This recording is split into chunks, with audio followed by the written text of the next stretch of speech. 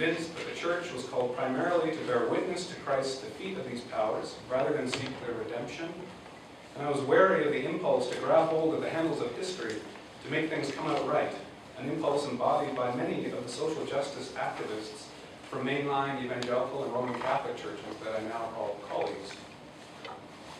My wariness is not departed. It's clearer than ever to me that, as Ellul insisted, Christian faith and revelation is what makes it possible to overcome paralysis in the face of a close analysis of our current socio-political context. Having said this, it might strike you as somewhat incongruent that someone with even a hint of Ellul's sensibilities would be inclined to relate to the government of Canada rather than simply ignoring it. In what follows, I will attempt to explain why it might make sense for churches and church agencies in the Canadian context to pay close attention to governmental structures. My thesis is that the pursuit of political engagement is one important way for Christians to act in the midst of a barren moral landscape defined by technique.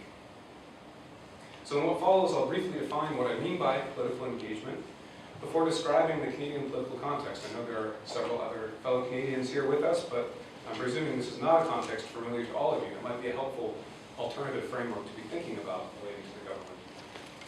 I'll conclude by articulating a vision for the work of political engagement that grows out of my experience. In the process, I hope I will provide you with enough signals as to how this vision has been informed by and goes beyond Ellul's thought. But of course, after listening to so many good presentations at this conference, I'm aware more than ever of how much more there is for me to read and grapple with. So first, defining political engagement. Within churches, church agencies such as MCC, and other non-governmental or civil society organizations, the expression political engagement is often used synonymously with the term advocacy. Indeed, advocacy seems to be the most common term in Ottawa these days, although the work of political engagement is also described as government relations, public affairs, or yes, even lobbying. Nonetheless, advocacy typically refers more broadly to efforts to address injustices caused by the systems or structures that rule our existence, of which the institutions of government are certainly one part.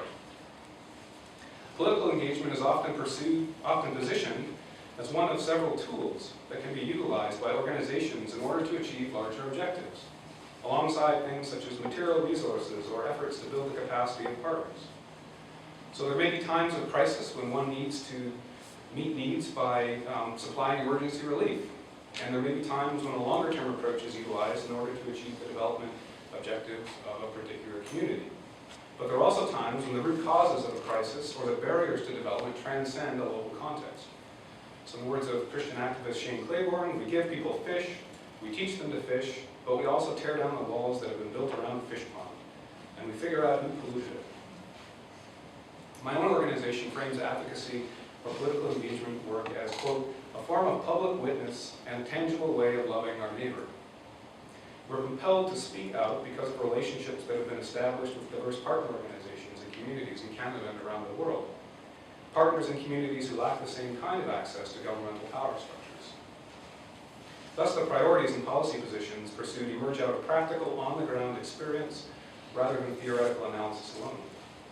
In the past, it's been argued that it's this unique vantage point, not the size or political views of our constituency, that has given MCC authority and credibility with policymakers in Canada.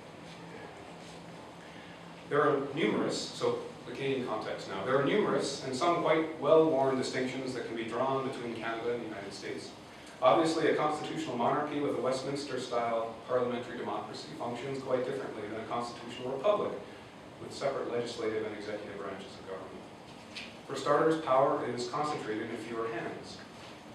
And certainly Canada, as the smallest member of the G8, plays a very different role in the world than a global superpower does. Power may be more concentrated, but there is at least much less of it. Most importantly, for the purposes of this paper, despite having a close trading relationship and ready access to American news and entertainment, there's a strikingly different attitude toward government in Canada, if we want to speak in general terms. One signal of this can be seen in the differing myths that aim to unite citizens north and south of the 49th parallel. While Americans conceive of a nation defined by the phrase life, liberty, and the pursuit of happiness, Canadians talk about peace, order, and good government. In fact, as philosopher and public intellectual John Ralston Saul has written, official references to this Canadian expression, actually British expression, in the first decades of the 20th century, spoke of peace, welfare, and good government. In general, then, Canadians have a more positive view of government, I would suggest.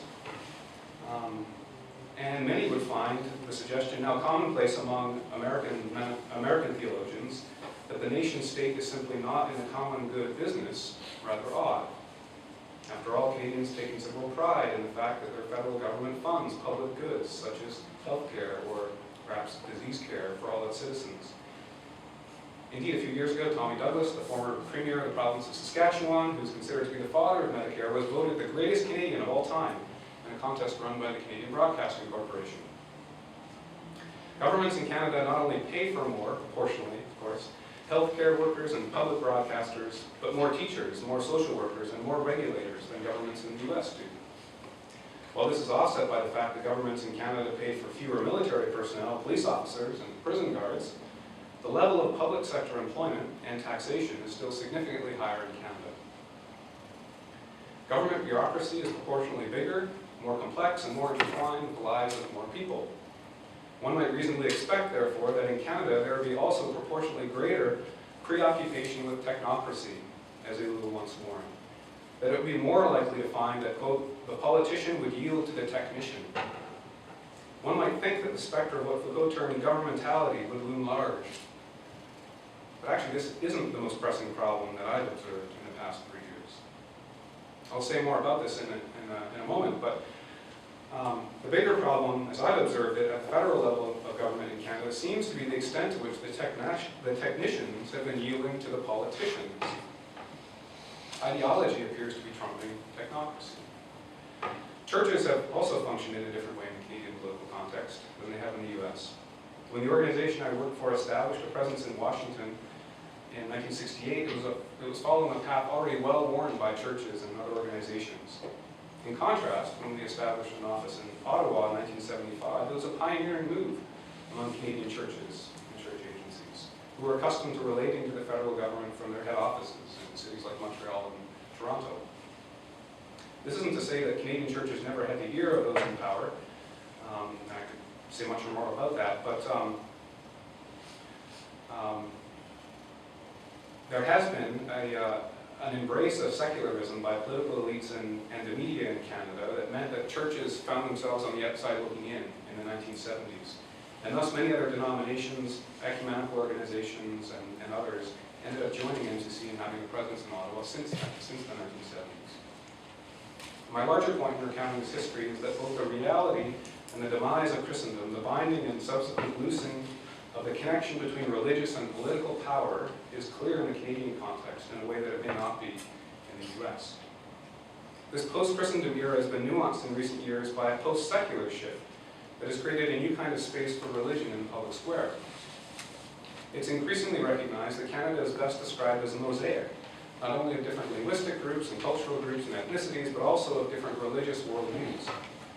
Religion is no longer viewed as something Canadians are expected to leave at the door when they enter into public discussions. This is a new phenomenon. And the modern liberal assumption that a harmonious society requires a shared, universal worldview seems to have been jettisoned in favor of a relatively secure pluralism, in which particular beliefs are both legitimately irreconcilable and legitimately contestable. Of course, this shift is also brought with it challenges. For example, the presence of Christian groups asserting themselves in the public square over hot-button social issues has led some to worry that a US-style religious right movement is emerging in Canada. Or at the very least, that political polarization is being exacerbated and replicated among those involved in Christian political engagement. Another challenge has been the fact that governments are increasingly suspicious of religious organizations of any kind that claim to be speaking on behalf of a group of individuals. The ability of political parties to slice and dice the population based on their own research and analysis means that they likely have a better idea what people in the pews really think about a given issue than denominational leaders do.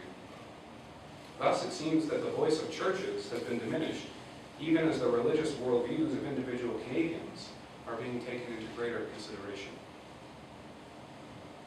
It's clear that the growing sophistication and effectiveness of new election campaign strategies and tactics has meant that they are now being applied to governing as well as campaigning.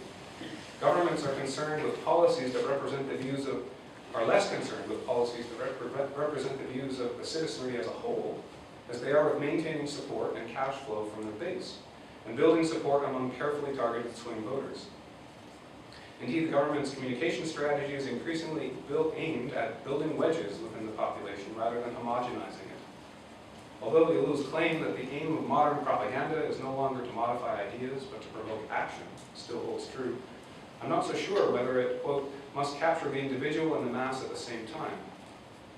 I'm also left wondering about Ellul's insistence that propaganda no longer obeys an ideology. Furthermore, in Canada, the centralization of executive and legislative power in the cabinet, and in particular in the office of the Prime Minister, means that partisan political appointees and party officials are able to exclude voices, even from within the government's own bureaucracy, from decision-making processes. And there are numerous examples I can cite of this just in the past few months. Time and time again, government ministers have made it clear that they have no interest in being informed by statistical or scientific data that doesn't serve their political needs during a policy debate. Prominent examples include a tough-on-crime approach to the criminal justice system that Canada is embracing as it's being shed here south of the border, enthusiasm for the expansion of extractive industries in Canada and internationally, and significant military procurement decisions, a growing military. In short, Canada has witnessed the triumph of technique that is in the service of ideological interests. So political engagement re-examined. At this point, it may be rather obvious that political engagement is fraught with risks. Indeed, warning bells might have been going off from the outset when I defined political engagement in rather instrumental terms, referring to it as a tool and positioning it as a means of achieving the greater end of program objectives. Rather than being tempted to view themselves as competing on the same plane with the principalities and powers, you may be thinking that churches need to stress their distinctiveness. Rather than comparing communication strategies and tactics or propaganda approaches and sharing a preoccupation with finding the most effective and efficient approach, churches need to frame their work in a different way. I don't disagree with these reactions. And I would insist that my approach to political engagement is not motivated by any illusions of grandeur, but rather the opportunities that arise on the margins of Canadian political debates. As much as I focus on the big picture, on systemic or structural change and causes of injustice, the points of access to these systems and structures are not always at a very high level and are not always obvious. Sometimes, for example, these opportunities arise out of connections that Mennonite Central Committee has established with the government department in the course of carrying out program work. Notable examples include receiving funding for relief development and peace work from the Canadian International Development Agency, or negotiating agreements with Citizenship and Immigration Canada in order to create mechanisms for refugee resettlement, or piloting restorative justice initiatives within Correctional Services Canada. This work may be appropriately characterized as tinkering at the margins of systems that are fundamentally flawed. But there are clearly cases where this tinkering has led to concrete progress toward greater peace and justice, if not for the long term, then at least for an interim period. Program connections with governments are an example of the ad hoc nature of political engagement. It does require systemic thinking and analysis, being able to maneuver within and alongside existing institutions, and at times even having a hand in creating new ones. But it does not presume that we possess systemic or comprehensive solutions. Like Ellul, I disavow system building. As he once said, I have refused, you might say systematically, to produce a system. Furthermore, these connections make the limitations of governmental systems and structures abundantly clear. After all, sometimes it takes the effort of pursuing shared work, not simply theoretical conversations, to be able to get to the point where we realize precisely where it is we differ.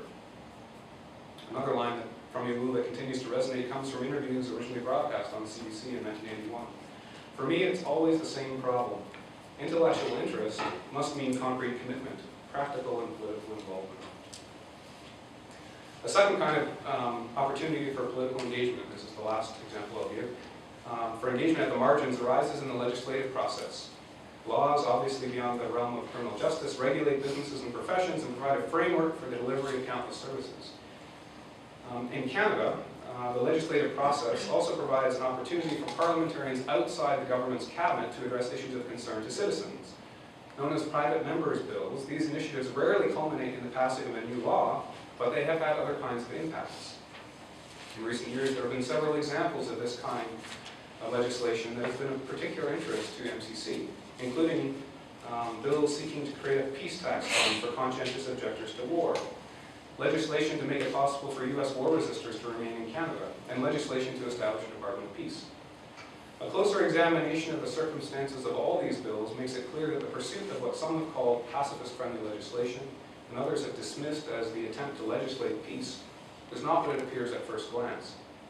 Many of these initiatives are not actually pursued with the expectation that laws will be changing anytime soon. And they're certainly not pursued with a naive trust that changing laws will automatically result in social change. At the same time, however, I would argue they're more than symbolic gestures. They're pursued because individuals and organizations have felt compelled to frame an ethical argument using the language of legislation.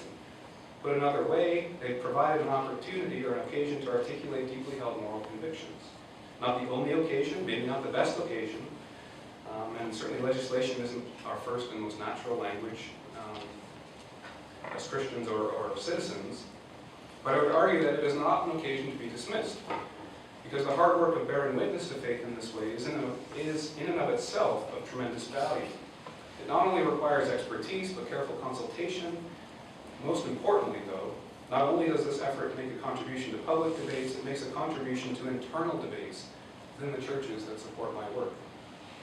It provides an opportunity to ask ourselves what being a follower of Christ in the Canadian context really means. What does it mean to be a conscientious objector to war? What does it mean to say we wish the government would pursue more creative approaches in working for peace and justice? In the words of Stephen Webb, Christians do not know what they really believe until they publicly witness to their faith.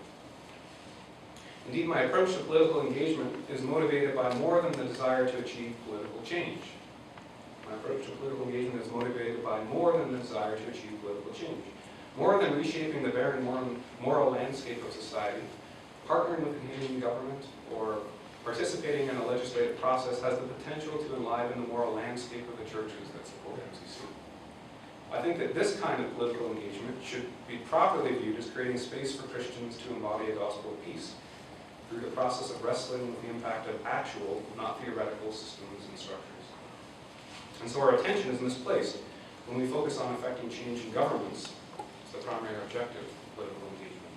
Put another way, I would argue that the best measure of political engagement is polity influence, not policy influence. The most profound impact is ecclesial, not governmental, or even societal.